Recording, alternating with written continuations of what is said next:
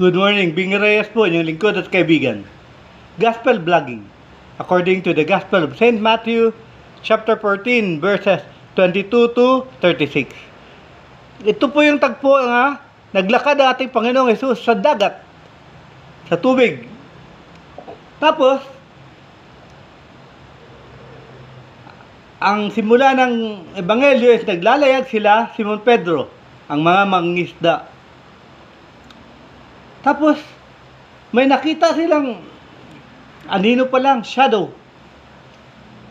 Hanggang palinaw ng palinaw, isang tao naglalakad sa dagat. Natakot sila. Hala, ano yan? Sabi ng boses, huwag kayong matakot. It is I. Ako ito. Ako lang ito. Ako ito. Ako ang... Tapos, yung pagsabing it is I, huwag kayong matakot, it is I. Oh, ang Panginoon. Yung pagkasabi ni Pedro ng Panginoon, Panginoon! Oh, hindi na niya naisip, nakatingin lang siya sa ating Panginoon. Bigla na lang siyang bumaba sa bangka. Andoon sa laot, bumaba siya sa bangka. At siya din, naglakad sa dagat, sa tubig. At nakalakad siya. Maya-maya, humihip ang hangin. Yung dumampi sa katawan ni Pedro ang hangin, nagulat siya, tinignan niya yung hangin. Tapos, unti-unti na siyang lumubog. Kaya sumigaw siya, Panginoon, tulungan mo ako. Agad naman lumapit ang Panginoon. Tinulungan siya at pinasakay siya ulit sa bangka.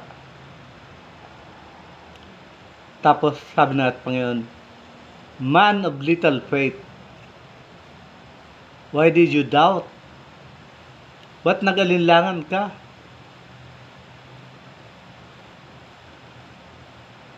Hanggang doon na po. Tingnan natin yung nakita ang Panginoon, ano nangyari sa Panginoon, ano nangyari kay Pedro. Yung Panginoon natin, naglakad sa tubig. Isang bagay nga hindi natin nagagawa. Isang bagay nga hindi nagagawa ng ordinaryong tao.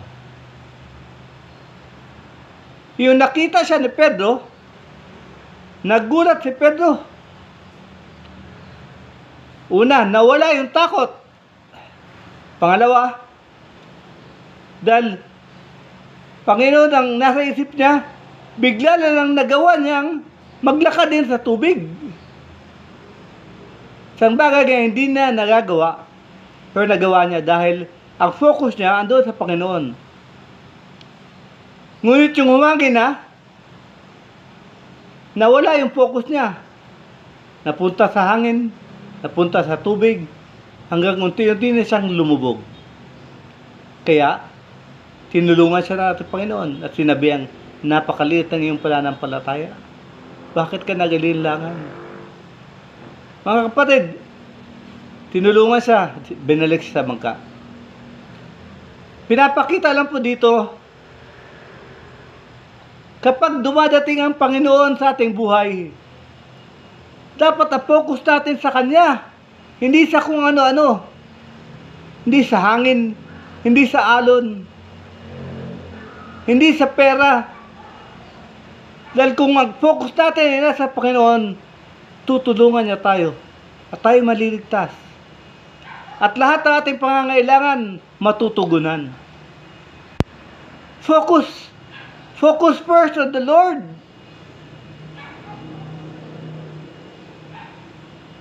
Katulad ni Pedro, ay, Panginoon, naglakad siya kaagad, nakapaglakad siya.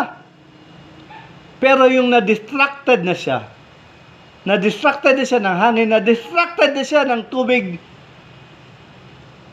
saka pa lang siya unti-unting lumubog. Mag-iingat sa mga distraction. Tulad ng pera. Focus on the Lord. Para lahat ng pera andyan. Dahil kung pera ang pagtutuunan ng pansin, walay na. Ang daming bagay hindi magagawa ng pera. Marami kang magagawa ng pera. Hanggang doon lang. Limitado. In the Lord, there is no limit. In the Lord, there is security. In the Lord, there is forever. Focus on the Lord. Do not be distracted. At naway, sagutin natin ang tanong, bakit kayo nagalinlangan? Isang paanyaya.